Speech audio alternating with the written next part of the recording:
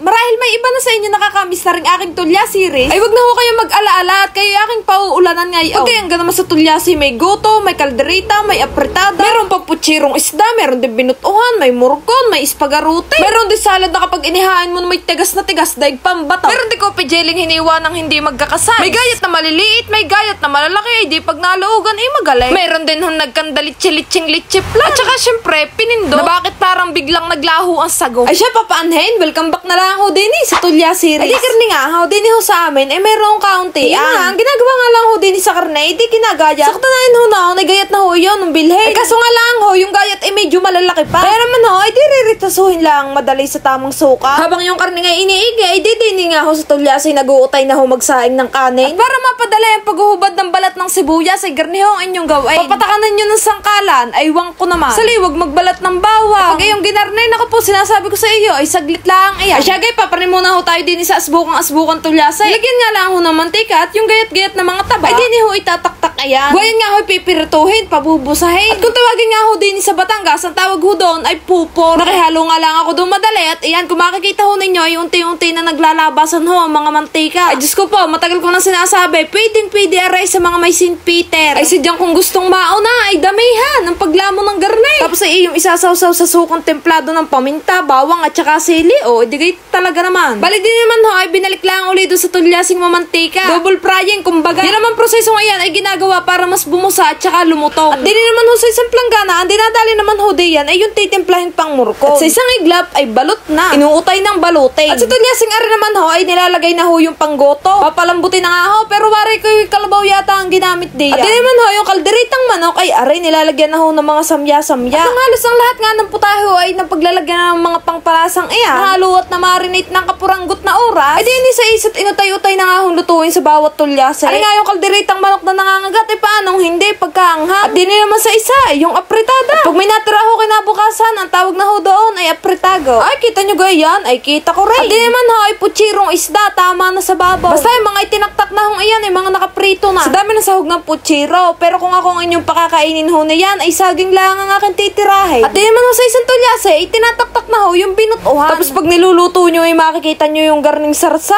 Diyos ko po, alam nyo na. At di naman ho ay inuutay ng gayatin yung panggoto. Balik kanina nga inihalbos lang yung madali at di yan naman ay ginagayat na. At sa isang iglap lang ay timplado na. Siya kuha ng patay sa titimplahan ng kalamansi at saka sili. At di naghalbos na rin ho ng pastang pang espagarote at gumawa na rin ho ng sauce. Sauce ko po rude, ang daming hotdog. Diyos ko po ay talagang hindi tinipid. Pero kahapon ng araw na yon ay pinaggagawa na ho rin mga manatamis na rin. Meron ho lecho plan, meron ding fruit salad. Tapos yun, basta sari-sari pa. At kung inyo mapapansin, sa video nga rin, hindi ho kumpleto yung bawat mga rekado, yung kung ano mga pinaglalagay, kung paano pinagagawa, kung paano mga pinagluluto. Basta sa madalit sabi, hindi kumpleto sa rekado sa bawat clip din eh. Ganun din sabi ko naman nga sa inyo, kayo paulanan ko ng tulyasi series. Kaya naman yung mga ilalabas kong video sa mga susunod na araw ay yun, dun yung makikita mga kumpleto. At kung kayo magtataka kung bakit nagluto ng gayon sa amin, igwa ng ano nga ho. Nag-birthday ho ang aking ina. Pero feeling ko pag ako ang inabutan ng garne, ay kikiligin sadya ang aking mga brain cells mula aking puyo hanggang sako. Tapos baka ako'y magpaltukan na rin pag ako ang inabutan ng gayon. Tapos hoy, di kay kami nga ho'y nagpa-renovate nga ho na rin kusina. Ay sinabay na rin nga ho sa handang aray yung pagpapadasal ho. Isang palakat din ho sa dalawa kong kapatid na nasa far away ng Philippines. At din na nga rin ho nag-blow ng kandila bago ho magpanabog ho ng mga barilla. Sus ko po ay kita nyo ga ako'y pandali rin sa panlilimot kaysa sa magpicture. Kaso yung mga manlilimot ay na-traffic din ni sa hagdan. Diyos ko po ako'y mangunguna na sa inyo. Ay sa panlilimot ay mag-uulaur eh.